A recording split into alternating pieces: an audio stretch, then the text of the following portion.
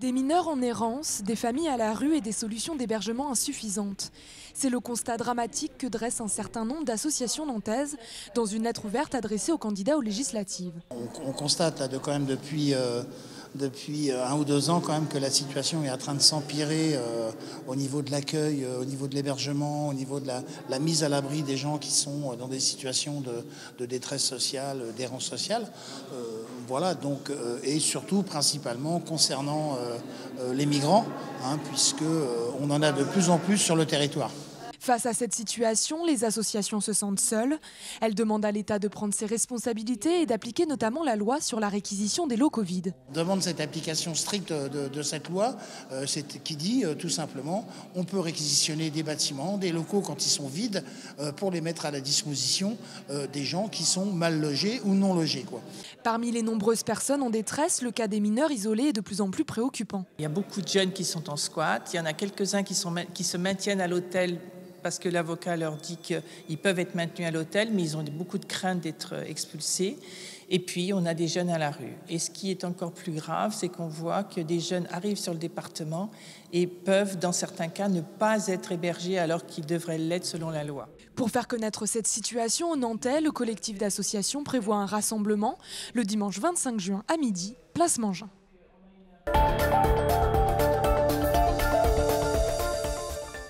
C'est un terrain de 2 hectares à l'ouest de Guérande. Depuis 1 mois, au tractopelle ou à la truelle, des archéologues recherchent l'histoire du site. Une histoire très ancienne datant de l'âge de fer. Il y a plus de 3000 ans, les céramiques et les poteries découvertes ici en témoignent. Les céramiques que l'on trouve témoignent à la fois de la production locale mais aussi d'importation. Notamment on a découvert des amphores dont l'origine espagnole est incontestable, donc qui témoignent effectivement de relations commerciales abouties dès l'Antiquité.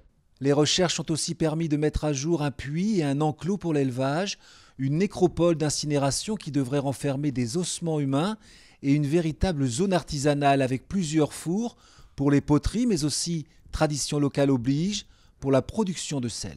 On faisait chauffer de l'eau de mer ou chauffer de la saumure dans des petits godets en terre cuite et par évaporation on obtenait des pains de sel.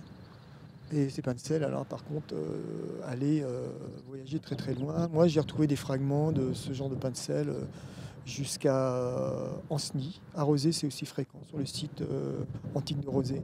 Le chantier de fouilles va durer encore 1 mois. Le terrain sera alors libéré pour permettre la construction d'un lotissement. Dans quelques mois, le site antique deviendra un écoquartier.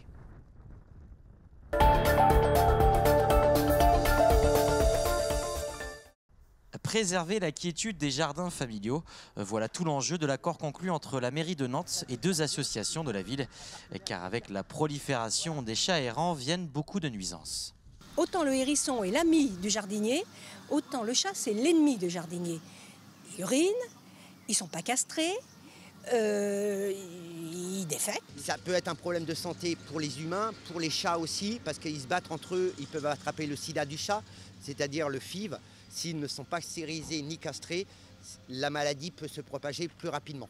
Les chats sont identifiés et peuvent alors être adoptés. Des opérations de trappage qui permettent aussi d'éviter les mises en fourrière ou les euthanasies. Une régulation douce et éthique de ces populations. Éviter que les gens aient trop de chats d'un seul coup et au bout d'un moment, ils trouvent la solution empoisonnée. Ou alors, à tuer à coup de pelle.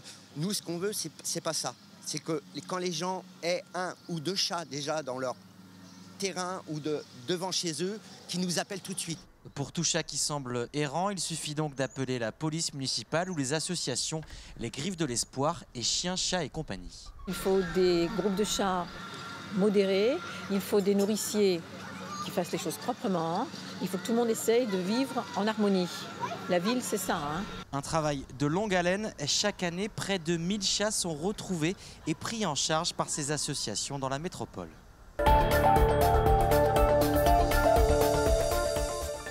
Précisément, ce qu'on demande, c'est que les prix annoncés sur le mois de juin soient supérieurs à ce que ça a été annoncé. C'est-à-dire qu'il a été annoncé 315 € la tonne, mais c'est loin de suffire.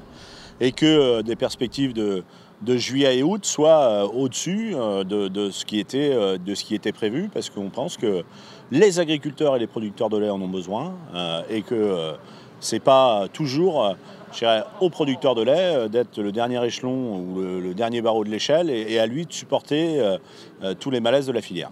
Aujourd'hui, il y a eu une crise économique qui a été longue et on est aujourd'hui aussi sur une crise morale avec un dégoût des producteurs sur la production, dans pas mal de productions. Donc des gens qui prennent des décisions qui sont des fois irréversibles, d'arrêter ou de faire autre chose. Et donc c'est vrai que c'est compliqué. On est passé d'une crise économique à une crise morale. Donc il est grand temps qu'on essaye de remédier à ça, et notamment par un retour économique dans les exploitations, parce que plus ça va et plus il y a des personnes qui sont dans un malaise économique et donc à travers ça après un malaise moral.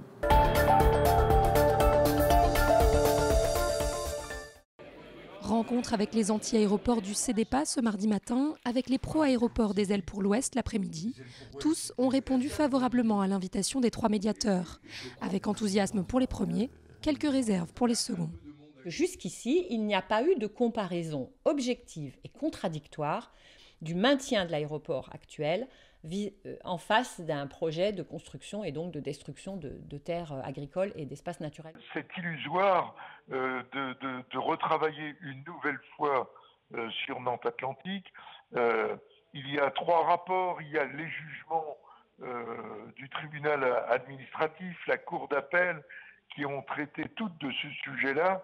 Et donc on peut reprendre les arguments les uns après les autres, mais c'est du temps de perdu. Au total, une dizaine de questions ont été recensées à l'issue de ces rendez-vous. Faire la vérité, par exemple sur l'impact réel de l'aéroport sur les oiseaux du lac de Grandlieu, ça serait intéressant. Ou bien sur la nécessité de refaire la piste à Nantes Atlantique. Ou bien sur la réalité du sol à Notre-Dame-des-Landes. Ou encore le coût effectivement d'une nouvelle aérogare à Nantes Atlantique. Chacun de ces points devrait faire l'objet d'une rencontre thématique, soit une dizaine d'entrevues avant le mois d'août, avec les porteurs de projets. Un débat contradictoire qui, s'il n'aboutit pas, pourrait être suivi d'études complémentaires menées par des experts indépendants. Le rapport final devra être rendu au Premier ministre au plus tard le 1er décembre. D'ici là, les médiateurs reviendront rencontrer l'ACIPA, principal opposant au projet, jeudi prochain.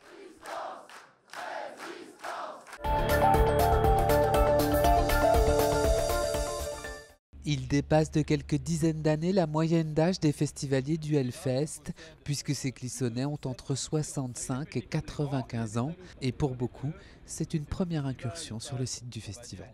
Tout est agréable à voir. Il faut dire aussi qu'on est assez ouvert d'esprit au point de vue musical, et on s'attendait à ça. Moi, c'est la 3e année que je voulais venir sur le site, parce que je demeure tout près. J'entends la musique la nuit et le jour. Je suis d'une génération qui n'aime pas spécialement ce style de musique, mais honnêtement, quand on voit l'organisation qu'ils font, c'est superbe.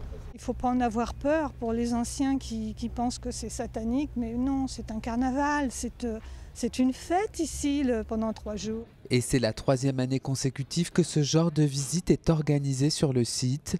Une initiative de la mairie pour rapprocher cette génération clissonnaise d'un festival emblématique comme le Hellfest.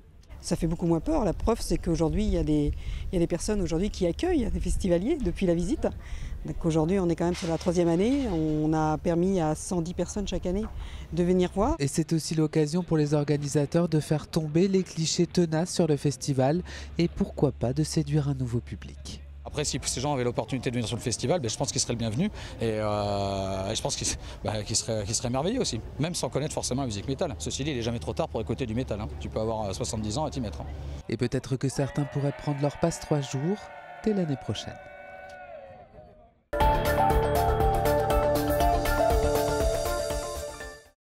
En voiture ou en train, la règle d'or du festivalier, c'est d'arriver tôt. Dès jeudi matin, ils ont déboulé par wagon entier à Clisson, avec du retard pris en gare de Nantes, mais pas de quoi énerver un métalleux. Petite panne ce matin, on a attendu peut-être une demi-heure de plus que la normale, ou peut-être 1 heure au final, je sais pas trop bien. Mais c'est pas très grave, on est suffisamment d'avance je pense. Entassés dans les navettes, direction le site du Hellfest. Pour la conductrice, il faut slalomer et faire preuve de sang-froid. C'est bouché, il y a plein de monde, mais vous êtes arrivés, voilà.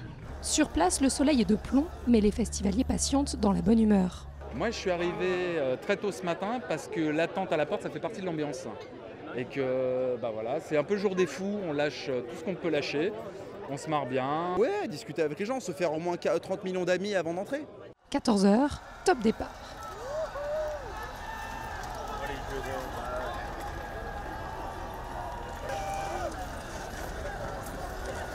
Le fameux sésame au poignet, tous se dirigent vers le camping pour trouver la meilleure place.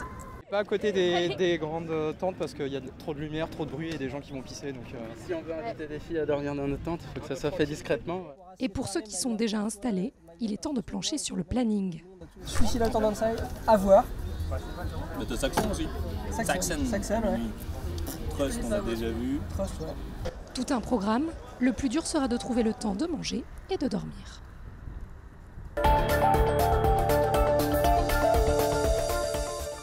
J'ai choisi le sujet 3, c'était commentaire de texte. Et j'ai choisi parce qu'il m'inspirait plus. Et bon, j'ai terminé au bout de 2 heures, donc on verra bien. Oula, c'était compliqué, hein, vous savez. Ça parlait de la vérité, des erreurs, de la vie qui a créé les erreurs et l'homme. Défendre ses droits et se défendre ses intérêts. Et franchement, c'est un des sujets les plus simples que j'ai eu à faire de toute ma scolarité en terminale. La municipalité de Saint-Nazaire ne cache pas sa déception face à l'annulation du carnaval des enfants. La réunion de mardi soir avec les syndicats n'a rien donné. Les personnels des accueils de loisirs maintiennent donc leur grève les mercredis 21 et jeudi 22 juin. Ce temps de fête, tant attendu, tellement communiqué, tellement valorisant, eh bien, n'aura pas lieu parce que le fait de faire sortir les enfants des centres de loisirs nécessite d'avoir des taux d'encadrement qui sont évidemment très restreints et encore plus dans la période que nous connaissons dès lors que nous organisons une manifestation publique. Les tensions durent depuis quelques mois puisque dès novembre, les agents ont envoyé leurs revendications par courrier à la municipalité. Parmi les demandes, la remise à zéro des compteurs d'heures et la titularisation des contractuels. Nous demandons à ce que les contrats précaires depuis 4 ans soient passés en CDI ou en titulaire pour devenir fonctionnaires, parce que ça fait 4 ans qu'ils subissent des contrats à court. On demande aussi à ce que les compteurs d'heures des agents reviennent à zéro, parce que l'année prochaine, ils vont devoir faire des heures supplémentaires, 200 heures pour certains. Donc on demande la mise à niveau de ces heures, parce que les plannings ont été mauvais depuis le début, les agents en ont fait part. Les réponses apportées par la municipalité à ces différentes revendications n'ont pas convaincu les agents. Et le mouvement social de mercredi et jeudi prochain n'aura pas seulement lieu à Saint-Nazaire, puisque la CGT des services publics appelle à une grève nationale du 19 au 30 juin inclus.